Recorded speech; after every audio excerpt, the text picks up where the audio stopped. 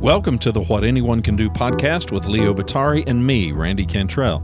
This show picks up where our previous show, You're the Peer, left off, highlighting the simple truth that who you surround yourself with matters, and that if we enlist the support of others, give back to those who give to us, and pay it forward for the next generation, we can do anything. Author and keynote speaker Leo Batari and I talk with a diverse group of thought leaders who will share stories and insights that will help you succeed in business and in life. How? By doing the things anyone can do, but most of us never will.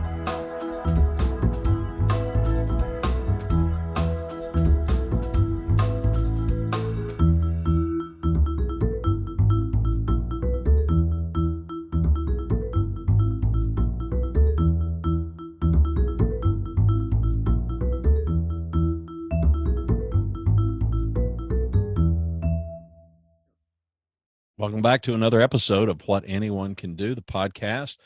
He is Leo Batari, coming to you from Southern California. My name is Randy Cantrell. I'm here in Dallas, Fort Worth, Texas. And you wrote a piece, Leo, in CEO World. I encourage everybody to follow Leo. You can find links in the show notes to this and probably most every episode to Leo's work over there at CEO World. Good piece. I'll let you make the introduction to kind of the idea. CEO World is great, by the way. That CEO World magazine has a lot of really good stuff. They've got contributors from all over the place. They're incredibly great to work with. And just to kind of a shout out to them too, because, I just really enjoy what they do. And if you don't have to be a CEO to read it. You can be an executive, I think, at any level that not only gets all the leadership lessons and other things that come for CEOs, but everything about travel or other type of things that I think are not just affordable for CEOs either, Right. but just really good insights on a lot of different subject areas that I think people would enjoy. But this week's article actually was about an accountability model that the former CEO of Vistage, Rafael Pastor, who was not the one that I co-authored the book with, obviously that was Leon Shapiro, but the CEO prior to him.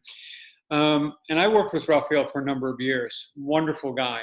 And I remember when I was thinking about interviews for that book, and I would imagine a topic that I felt like I wanted to talk to that person about and then go deep on that topic, as opposed to, he's CEO of Vistage, so I could have asked him 1,000 different questions in all different areas. But, I think with every interview, I just wanted it to be very specific and very purposeful. And for him, I thought he was always really good about accountability and making people feel that accountability wasn't a weapon, but that it was something to help you and help the organization, realize your potential and do better and do well.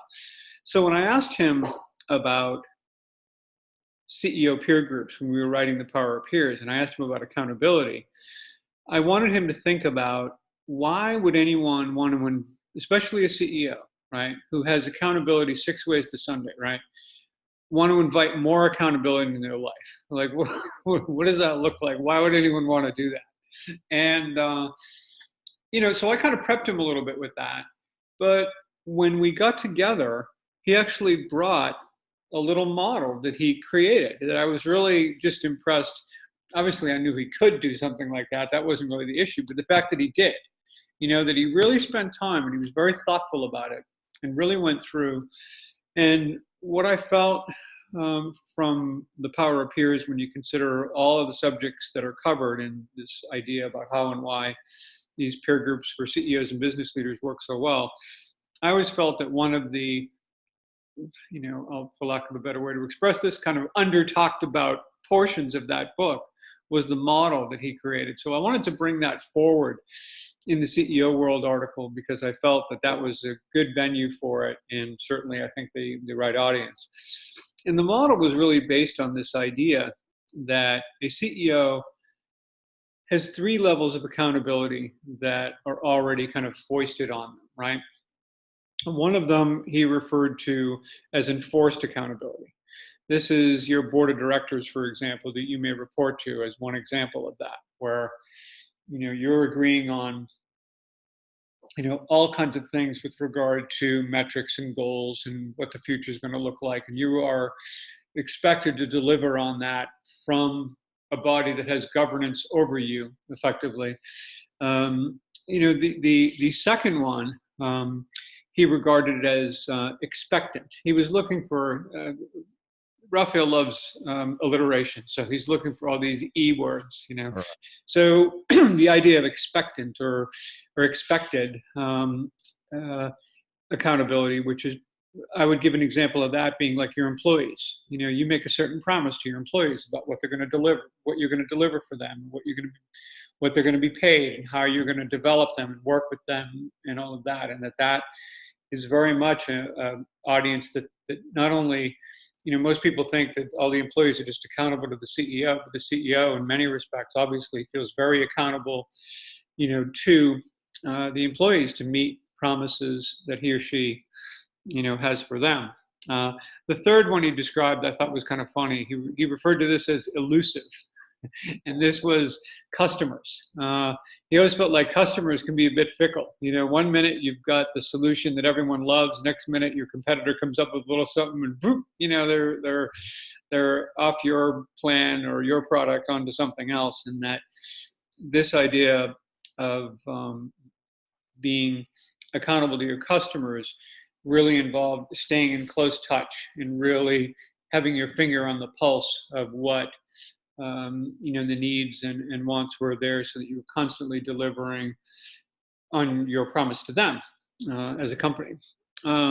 So what he finally was describing there, he said, but think about those three and the fact that those three are just inescapable from an accountability standpoint for the CEO.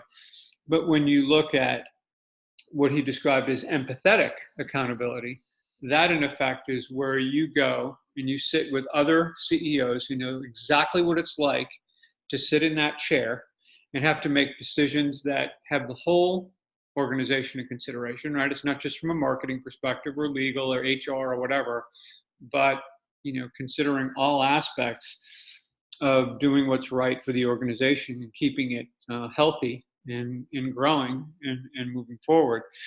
That if you would invite that type of accountability, there's a dynamic there that you can't get from either your board or your employees or your customers when it comes to, he said, it's just priceless, and the value of that is extraordinary. And so a lot of the model we talked about really focused on that. And I think in many respects, Raphael's model makes a really great case for when you've got these three accountabilities that, you're accountable to them no matter what. This fourth one can help you deliver on the other three so much more effectively. And if you have the courage to invite that into your role as a CEO, then it can make a huge difference. Do you find that CEOs often battle the possibility of that? I mean, does that even seem like a reasonable prospect, do you think, if there is such a thing as an average CEO?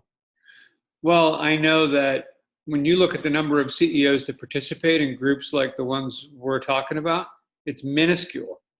When you look at, this was the whole point really of writing The Power of Peers back in 2016, is there's this resource that is so unbelievably effective, and yet too few people use it.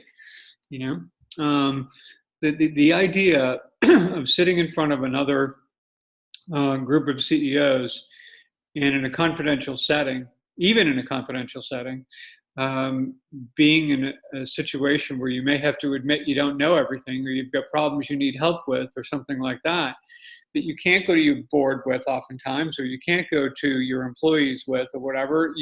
This is where you go to get that help and get that empathetic accountability that Raphael spoke of in his model. And it's stunning to me that, I get why they don't do it, I guess in many respects, but it's such a miss. It is such a miss that more CEOs don't want to invite that level of involvement from other experienced people, and they feel for whatever reason that they've just got to go it alone and not let anyone know that maybe they haven't got the whole world figured out, as if we all don't recognize that already anyway. Well, and sadly, there's that proverbial "the emperor has no clothes," and all of the adages that we've heard about the yes men mentality, and people don't want to be challenged. But I think, for me, the difficulty for a CEO is somebody who can challenge, but it's in a non-threatening way. And the big word that continues to leap out to me when we talk about this empathetic group that can help CEOs, business leaders, the big thing that keeps coming to the forefront for me is safety. And I just think, in my experience, and even talking to people about the prospect of coming to a group like that, it's just awfully hard sometimes to get them to mentally cross a bridge that, it's absolutely possible to put yourself into a safe environment where you can do that. Well, one of the things that came up recently, in fact, I just hosted, or not hosted so much as led 2 workshops this week. And, we were just talking about this very topic, around accountability and around CEOs. And it's just, it's people have a difficult time with it. Their experience with it as employees is that it was the thing that always just made them feel like they were playing defense. And again, when you look at the other areas of accountability, even that, are on a CEO that are like those inescapable ones we talk about, that has to make you feel like you're playing defense every once in a while. And the whole point of this is that it's designed not to make you feel that way. And when I was talking to several of the groups, we talked about the importance and the value of trusting the intent of others. And we get into this a little bit, I think, when we were talking about politics last week. Yep. This idea that even if it doesn't, we all do our best, right? We're in the context of a conversation. Everything may not come out perfectly, in that moment. We might misspeak, or we might say something that comes across a little harshly. Yet, when you're in a group like that, and you're among other CEOs that you've come to know and trust, this is where trusting the intent becomes so crucial in the accountability front, because you have to know that that person is only challenging you because they care about you, period. That's their intent. It's not to show you up. It's not to look superior. It's not to do anything like that. It's all about, I am trying to help you do basically what you've expressed that you want for yourself. Nothing more than that. Yeah, we've talked about this in the past. These guys don't should one another. They don't talk to one another, you should do this, you should do that, and I'm holding you accountable for this. That doesn't happen. They get a lot of experiences, insights, feedback, and a lot of things. And then, I think a good facilitator of a group like that will simply ask, hey, what have you heard that resonates with you? And how do you think you're going to move forward? And that person will talk about the things that really rang true with them. Here's how I plan to proceed. Here's what I want to do. And great. And to the extent there may be a bit of follow-up on that, not only from an accountability standpoint, like, hey, how did that work out? Because we all want to know. But it's also a learning moment for everyone, month, 2 months, 3 months down the road as these things play out, when people invariably run into things that they didn't expect. and it's nice to kind of inform people about what little turns in the road kind of came your way that sure you didn't. Well, culture isn't helping us at all. I mean, just this week there's been a lot of brouhaha, at least, well, I assume all over the United States, especially where there are NBA teams. The general manager of the Houston Rockets, they have an exhibition game, a preseason game over in China, and he sends out a tweet because of these protests that are happening in Hong Kong and feeling like they're kind of being oppressed. And it creates a firestorm for the NBA. And, the commissioner of the NBA comes out, and I mean, they're dancing because presumably there's $900 million in revenue that's at risk now if you hack off, the Communist Party in mainland China. But then today or late yesterday, Steph Curry and some other athletes who are in the association, players in the NBA, say, they're not prepared to make a comment. They're still looking at it and studying it. And then there's this firestorm of judgment on them because they don't come out and, sure. So a person can't even tap the brakes and say, listen, I don't know enough to comment. So I'm still kind of assessing and learning. And, there's no tolerance even for that. Yeah. So it's no wonder. It's certainly, to me, it's not shocking at all that somebody. That's because people make assumptions about why they're doing that. They don't know, but they're going to make assumptions about why they're doing that. And this goes to filling information gaps that we do so poorly. And, so, yeah. So it's no wonder that CEOs worldwide are, feel the pressure to, I mean, they're going to be judged. Okay. Maybe it's not to the public scope and scale of a Steph Curry or some star in the NBA, but every leader has their detractors. So then the question is, if you know that you've got the accountabilities we talked about and you're going to be publicly judged, in a very big way, then why in the world wouldn't you take advantage of going into a private setting with other CEOs in confidence where you can pressure test your thinking, your decision-making, with other people who can ask you the kind of hard questions that you're not going to get anywhere else? I mean, right?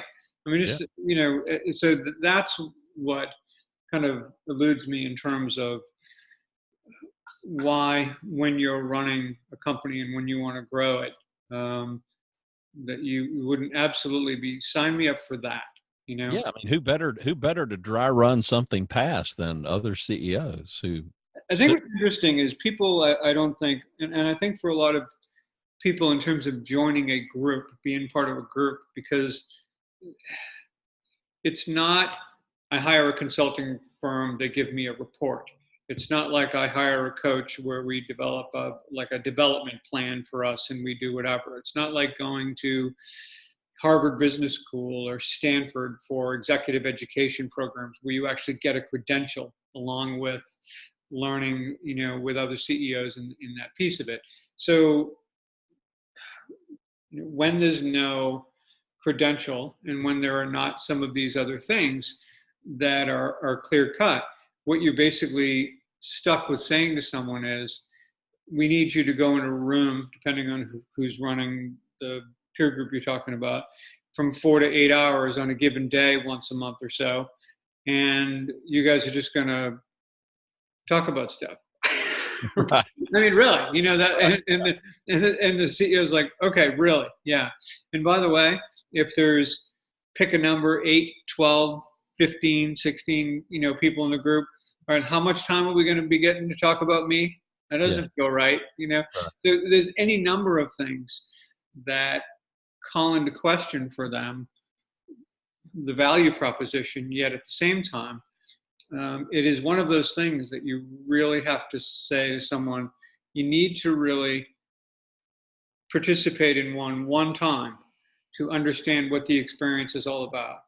And I wouldn't say it's for everyone by any means. I mean, if you're the type of person who is going to go and think that you know more than everyone else in the room, or you just want to, sit and be judgmental of what everyone else is doing and what's going on, or you think you're the boss of that room in the same way you're the CEO of your company, well, good luck with that, So those groups are not for you. However, I think for more, progressive CEOs who are really looking to lead companies, especially as things grow ever more complex over the next 5, 10, 20 years, I think getting a little help to do that from other people who share in your job is not a particularly terrible idea. And it is the kind of accountability that I think a CEO, and by the way, and I don't, we're kind of talking CEOs because it was the subject of the CEO World Magazine article, was I was specific to that audience, but I think for any business leader, where you can come together with others who share some of the similar challenges that you have, what you can gain from one another is so extraordinary. I mean, it just truly is. And yeah, accountability is kind of funny. And during these workshops has been kind of a big deal.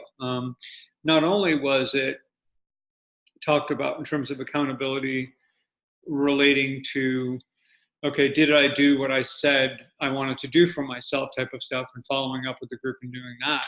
But I think even more importantly, there's an accountability about how you show up in the room every month, right? Am I bringing my A game, and probably thinking about that more on that personal responsibility front that we've talked about than accountability, right?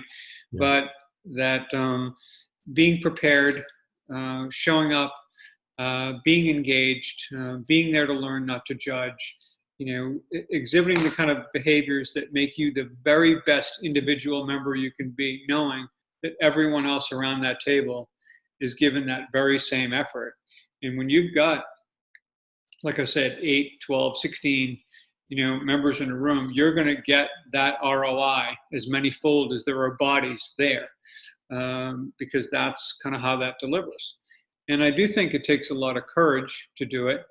I think there's a fair bit of generosity involved as well. But the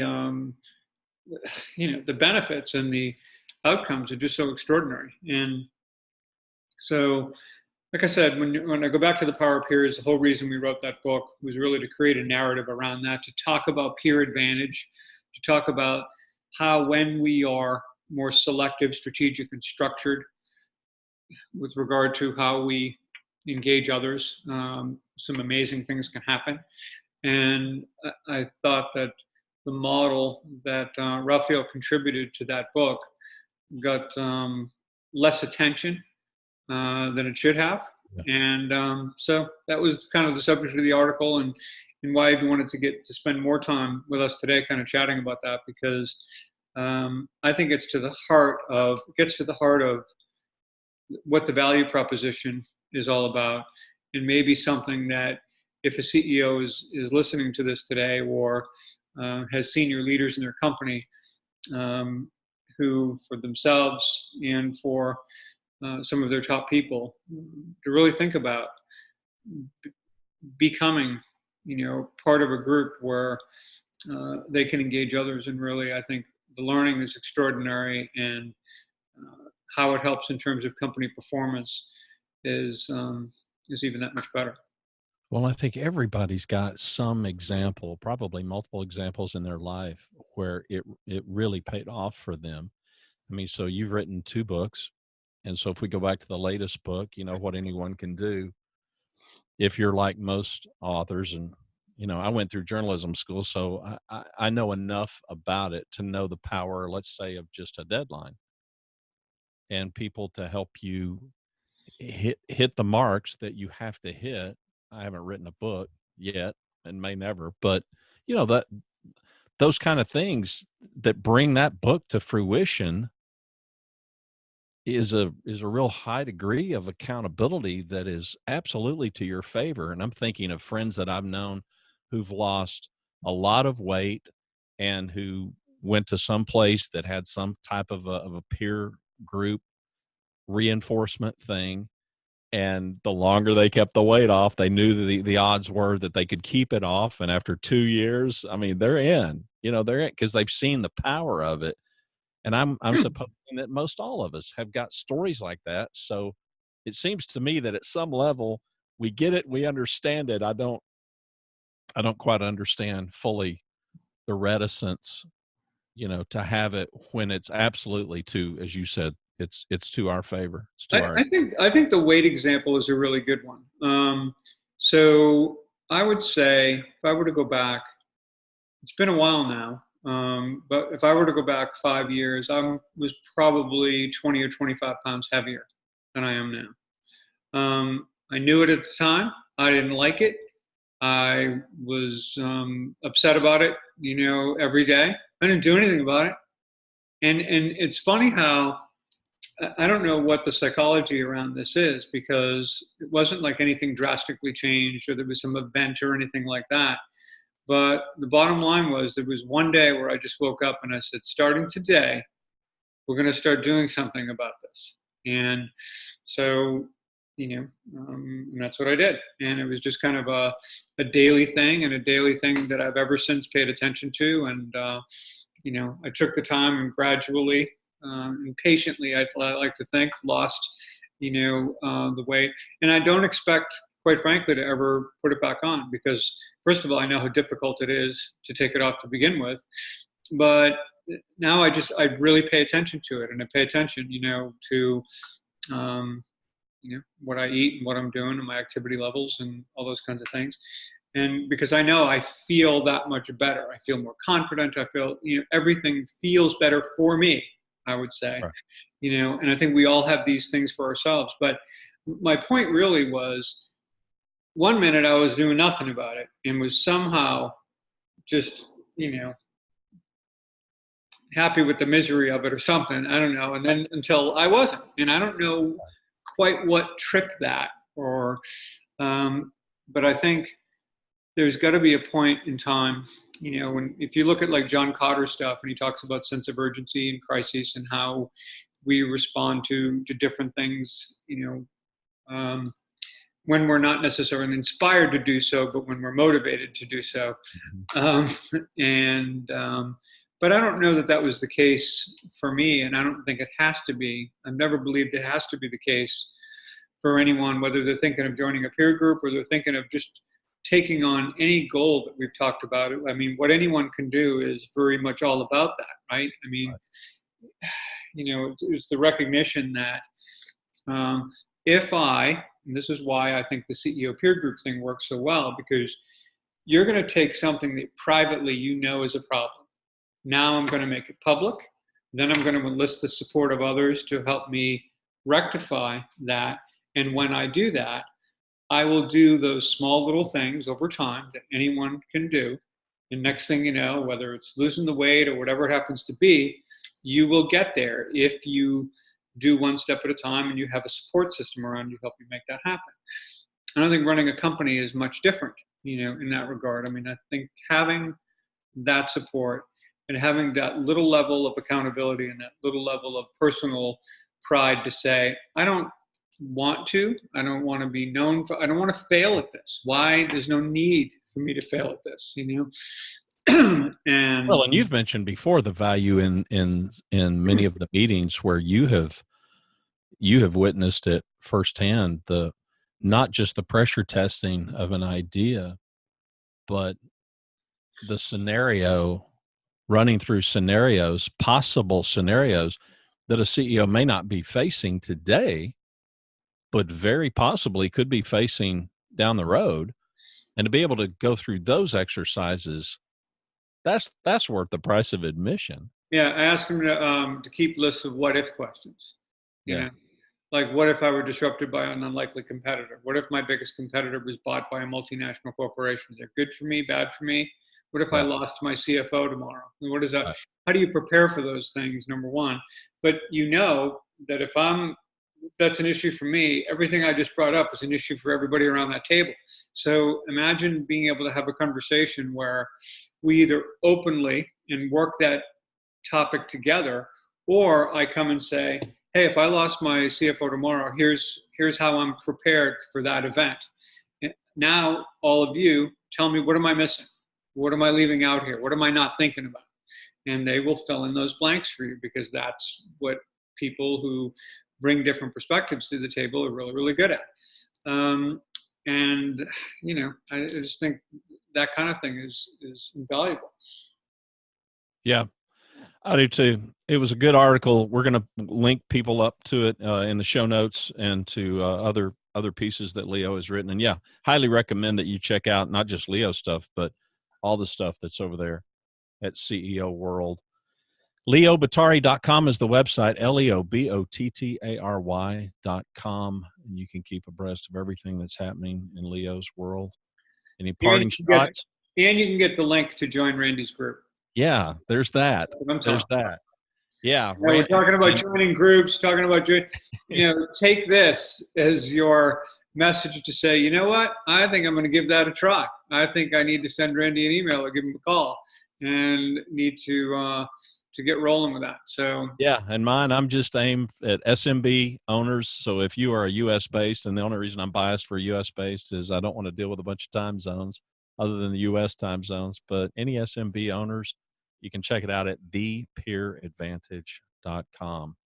It was a good article, and I highly recommend to people to read The Power of Peers, as well as Leo's latest book, What Anyone Can Do, and we'll link all that up in the show notes as well. I'll give you the last word, Leo. Hey, my daughter lives in D.C. Go Nationals. Great win last night in the 10th inning. Unbelievable. Yeah. And apologies to those of you in Atlanta who had to suffer that. that horrible first inning. I mean, it's really bad when you don't get out of the first inning. Yeah, one of these days we'll have to do a show on the value of amnesia, the value of a really short memory. Here in Dallas, Clayton Kershaw is a Dallas guy, plays for the Dodgers and helped give up some of the leads. So Dallas has kind of been mourning poor Clayton, who's had a real difficult time, But you think about a guy like that, off topic here, making gazillions of dollars, and by all accounts, everybody think, man, terribly successful. I don't know that he'll ever get over that. I mean, before the Red Sox finally won a World Series after 86 years in 2004, I remember going to a Sox game. It was probably like in there, sometime in the 90s. And Sox had lost. We were walking out of the park, and the kid was hanging his head. And guy, as we're all walking out, everyone's at close proximity, walking little baby steps out of the stadium. He said to the kid, "Hey, was this your first baseball game?" He said, "Yeah." And he says, "Welcome to a lifetime of disappointment." You're a real optimist. Yeah. Well, generations of exactly lived through the Red Sox. Yeah, how could you feel differently? It was horrible. Yeah. So, good stuff. Yes, there's a show. Yeah, well, I'll root for the Nationals on your behalf. So it's all good. I think the Astros could be tough. I think the Astros. Yeah. The Astros got to get by Tampa Bay today, but I think the Astros are. Yeah, the pitching's really tough to beat down in Houston. Yeah, it's really strong. All right. Have a good week. Thanks for listening, everybody. We'll see you next time.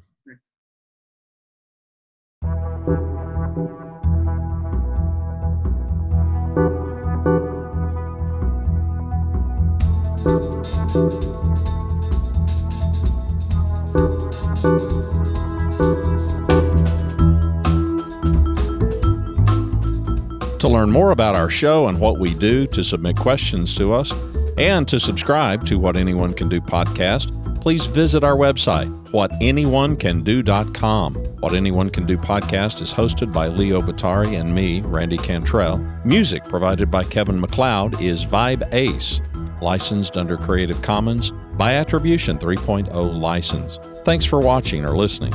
We hope you'll share the podcast.